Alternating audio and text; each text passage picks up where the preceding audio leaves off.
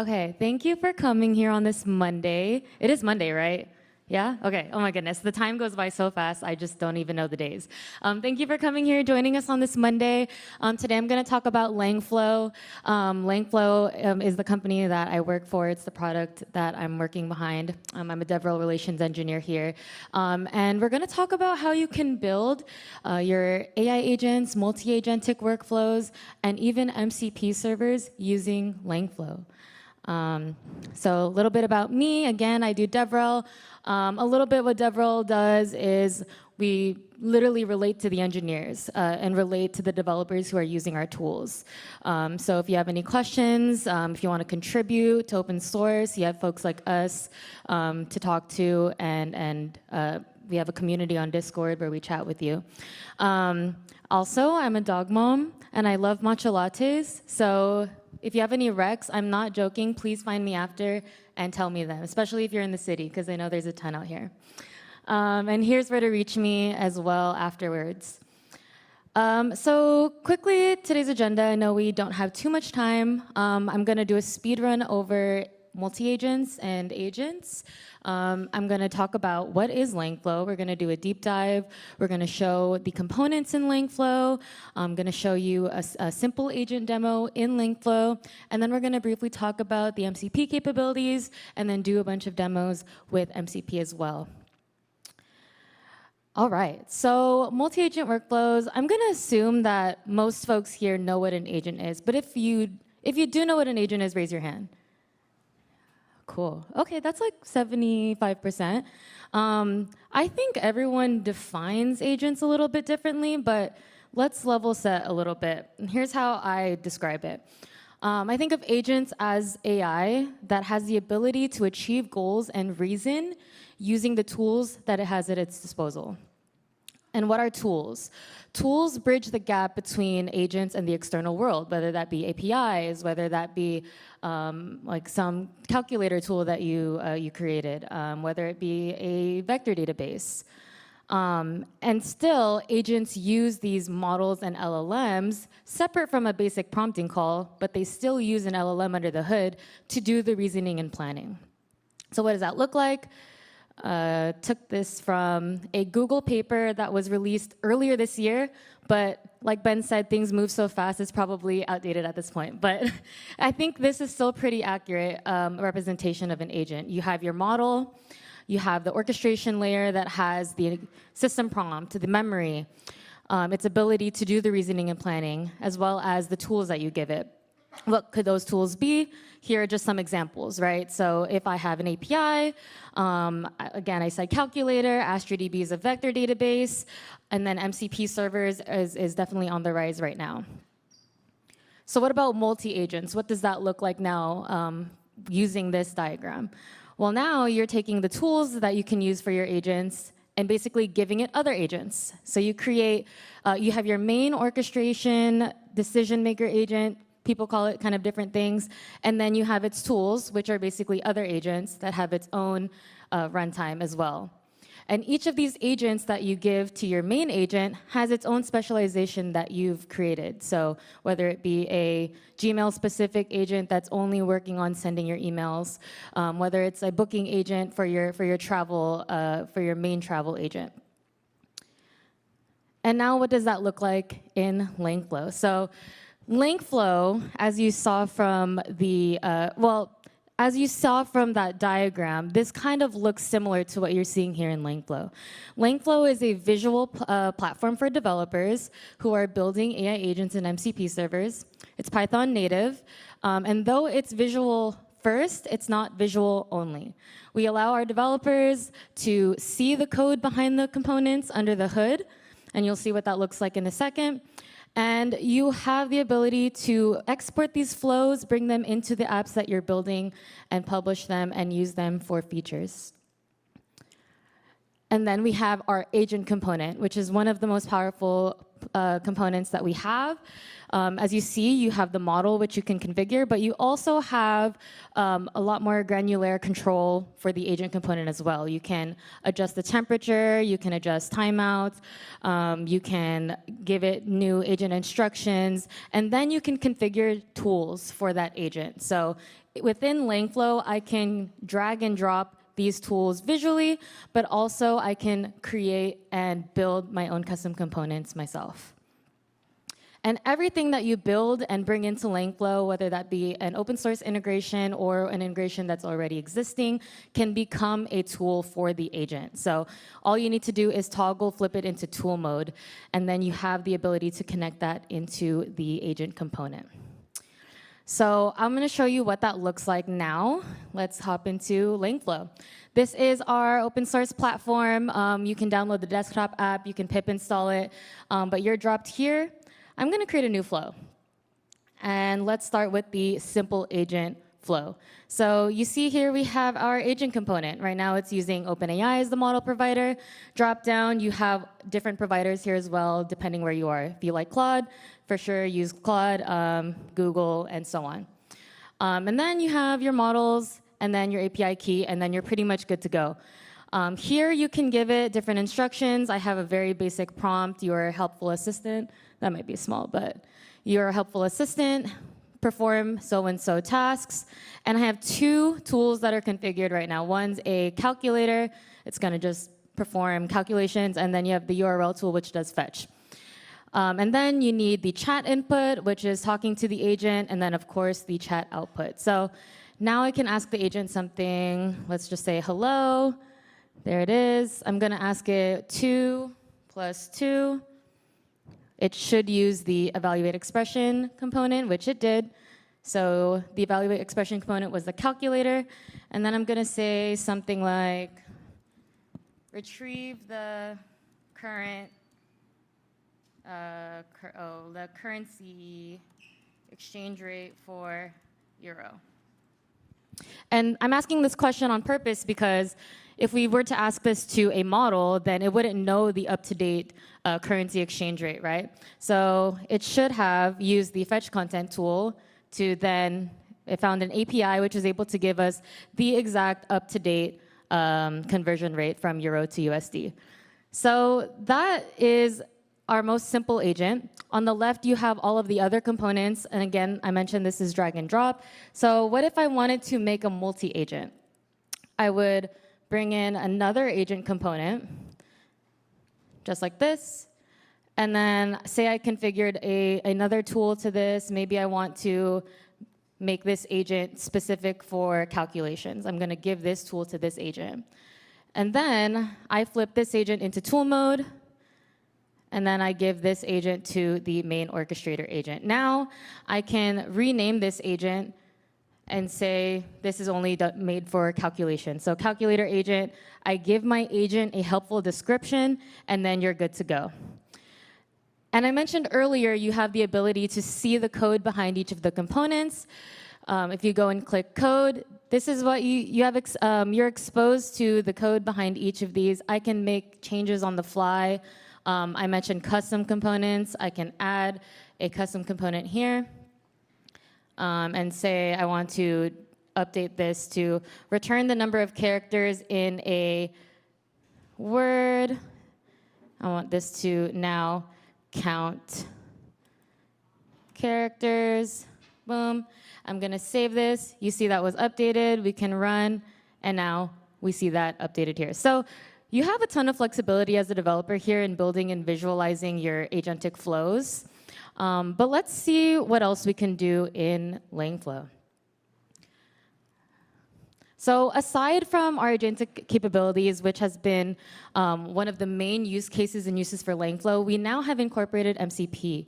So we've all seen that MCP has become pretty much the topic recently. And we're all kind of learning together of MCP. But here's some reasons why Langflow was incorporated MCP. Not because it's really just becoming this protocol, but for two reasons here. One, for its dynamic tool discovery. So I'm able to bring in an MCP server that has these available tools and tools for me rather than having to hard code each of the tools myself into some function calling agent. Also, context-aware interaction. So it's able to handle state. If I'm building a travel planning agent and I'm using MCP, and you have something like a date, like a booking date for your agent, it's able to carry that date as context through each of the agents. So what does that look like now in Langflow? Langflow can be both the MCP client, so I can bring in an MCP server like GitHub's MCP server, and use that in the flows that I just showed you. So I can build an agent that is using GitHub's MCP server, for example, and then create a GitHub agent. Or Langflow in itself can be an MCP server. So I can expose the flows that I build and use them as MCP servers in other clients like Claude, like Cursor. So let's see what that looks like now. Let's use the same agent that we built, but this time I'm going to bring in a MCP component. So you have something like this, and then I'm going to go into GitHub. This is just the GitHub registry where it has a bunch of different MCP tools to use, and I'll show you how you can configure an MCP server in Langflow. So just as an example, I will go to QuickChart. QuickChart just generates these visuals for different data. And I'm just going to grab the npx command here. So bring that here, copy and paste this. I think I'm missing the R, but let's go back. It was npx-y, and then refresh that. So now I have tools here, generate chart and download chart. Those are tools from the MCP server. And I can use this as a tool now for my agent. So if I flip that back into tool mode and bring that here, let's see how I can interact with that now. So let's start a new chat. Return some of the recent exchange rates.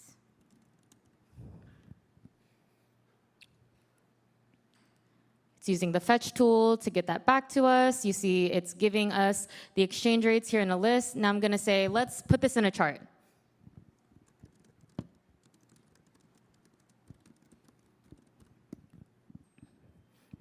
Forgive my spelling. And there you see it's using the generate chart MCP server. So here is the bar chart. Where is the bar chart? You told me here it is, but it didn't give it. OK. Let's try again. Sometimes you have to talk to the agent in a different way for it to give you the answer. You know, you just got to reform your question. Come on, be nice. There we go. OK, so now we have a link here. Once that's finished, oh, well, I just displayed it. So there you go. So that's how easy it was for me to configure an MCP server, bring that into Langflow, and then use that here in my flow. OK, now I'm going to finish off with a kind of more fun and complex flow by addressing a very common issue. So like raise your hand if you're in the job hunt. Okay, not too many people, but you know how it goes. Those who even have a job right now, you're applying for jobs, and maybe there's a certain role that you're going for, and you need to adjust your resume to match that specific role, like even if it's something very similar. So, for example, I wanna go into DevRel, but I have a software engineering background. So here's John Doe, here's his resume, and he wants to be a DevRel engineer. So what happens when I press submit here? Two things happen. The first thing is that it's gonna, well, one, it's gonna kick off a Langflow flow in the back end. The first thing that's gonna happen is it's going to read the resume and it's gonna see what your desired role is. It's gonna generate some recommendations on how to improve your current resume based on the role that you're applying to. And then the second thing is that it's going to return actually a modified version of that resume to you. And in the back end, what's happening is this Langflow flow. So as I mentioned, you have those two inputs. One is the user input, one is the file input. So you could see how we're handling kind of multiple types of data here. And it's going to that main orchestrator agent that multi-agent architecture as I described earlier. And we have a prompt here that says, you are Resume AI, you're a professional resume assistant, and you have these tools to use to create the output for the user. That first suggestion flow that I said, it's doing it's reading the resume. So you see how it's feeding the output of the resume into that agent, and then it's generating the recommendations. And you see here that I also have an MCP server configured as a tool to that agent, because this MCP particular Tavily, it's going to do some web searching for us. So give us some recommended keywords, or give me some 2025 job requirement skills. So again, just kind of keeping up to date with the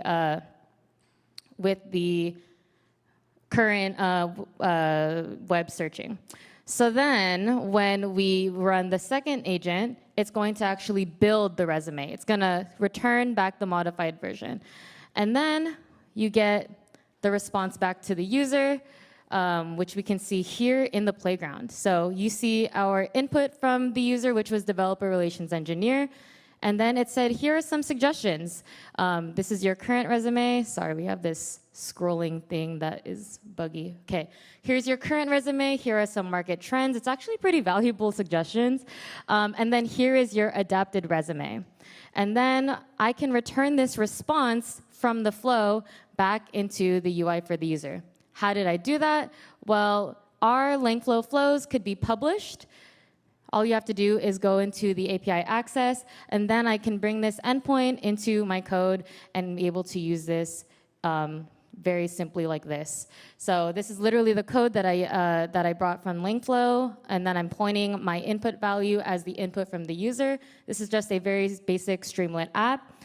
And then I have my session ID, which is, it's tracking all of the individual conversations that you saw in that playground, as well as the file, which is the resume to the user. And that's what happens when I press submit. It executes that flow, that multi-agentic flow in the backend that's doing the several things for the user, also using MCP, and you're able to package that up in an MCP, in an agent workflow, and then use it in the tools and the applications that you're building. Let's try another example. So let's do an agent that can communicate with Gmail. So I have this Gmail tool here. It uses Composio. Has anyone heard of Composio before? Cool, cool. Yeah, it's a really great tool for using for connecting to API. Other APIs that have like auth layers on it too, especially Google. It's really tough. So you just need your Composio API key, and it handles the auth for you, just like this. So I just need to say yes to all of these. Great. And then I want this to send an email for me. But all I need to do, I don't need to worry about this fields. I'm just going to let the agent decide. Let me flip it into tool mode. And then I'm going to give this to the agent here. So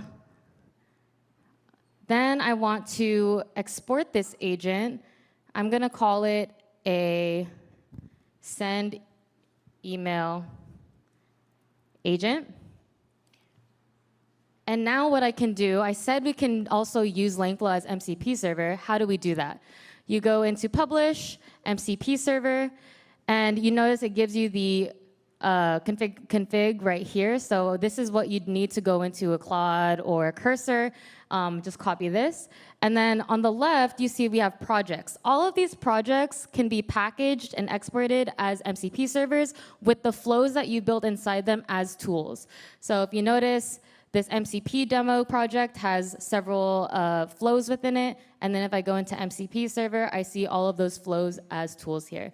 I can edit the names of them. I can edit the descriptions, and then use them in a cursor. So let me quickly do that. I'm going to go into cursor and go into JSON. And actually, it's already here. But if I wanted to do this, I would just need to bring this in there, copy it in, and then we'd be golden, right? But it's already there, so let's just let this do its thing.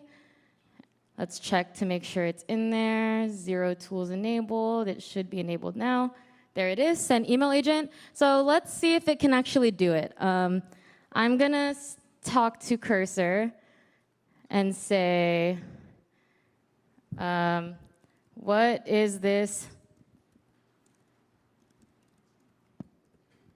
code doing? Get a response from it. Thank you, cursor. And then once that's done, let's see if I can use the agent to send this report to me as an email. So send this as an email.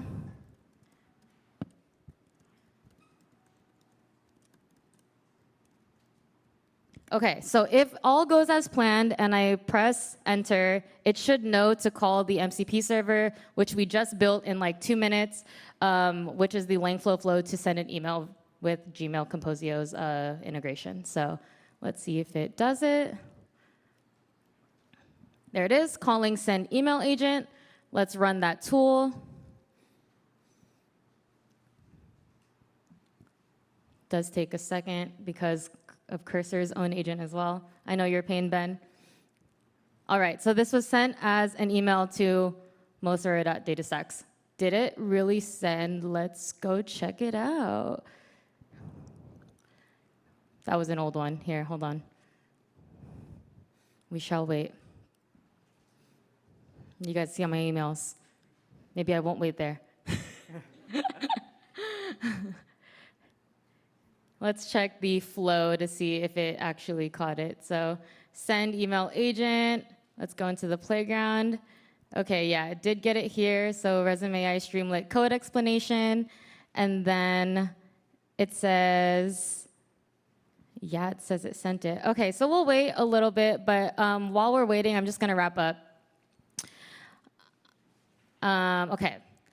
So you saw today Langflow as a builder. I like to call it building blocks because we're using this as a tool to not only build the agents, not only build an MCP server, but you're also aggregating different integrations that are out there for other developer tools that are out there. So in a way, you're using this as an MCP aggregator or as an even agentic aggregator.